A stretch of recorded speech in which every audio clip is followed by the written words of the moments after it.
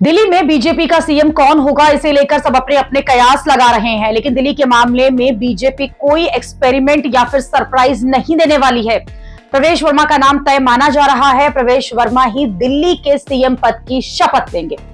प्रवेश वर्मा वो सबसे पहला नाम है जिन्हें अमित शाह ने काउंटिंग के दिन मिलने को बुलाया था।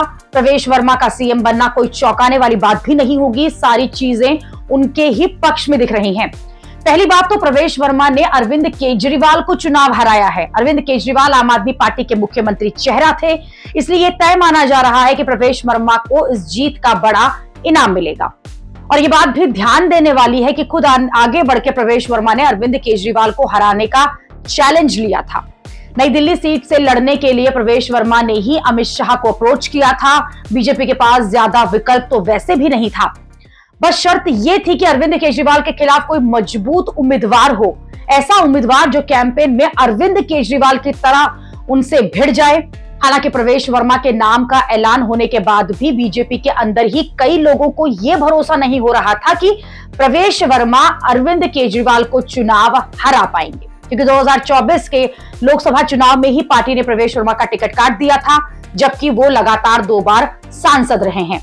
सबको ये लग रहा था कि अब प्रवेश वर्मा के पास दिल्ली का विधानसभा चुनाव लड़ने का के अलावा कोई और विकल्प नहीं है। सबको ये लग रहा था कि प्रवेश वर्मा महरौली सीट से चुनाव लड़ेंगे, जहां से वो साल 2013 में विधायक थे, या फिर बाहरी दिल्ली की कोई और सीट जहां से उनके पिता और पूर्व सीएम साहिब सिंह वर्मा का दबदबा था।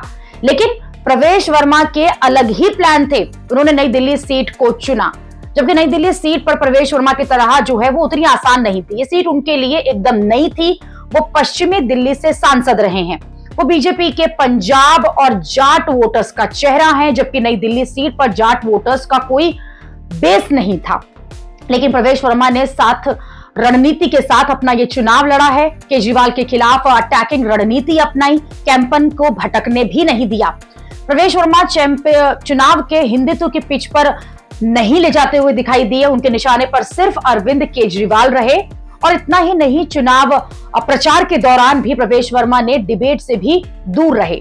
उनका कहना था कि वो जितने टीवी पर इंटरव्यू देंगे, उतना ही वक्त जो है वो अपने वोटर्स के बीच में जनता को मिलने चले जाएंगे। दिल्ली में जाट वोटर्स वाली सीटों पर बीजेपी ने बाजी मारी है, इसलिए भी प्रवेश वर्मा की दावेदारी मजबूत लग रही है।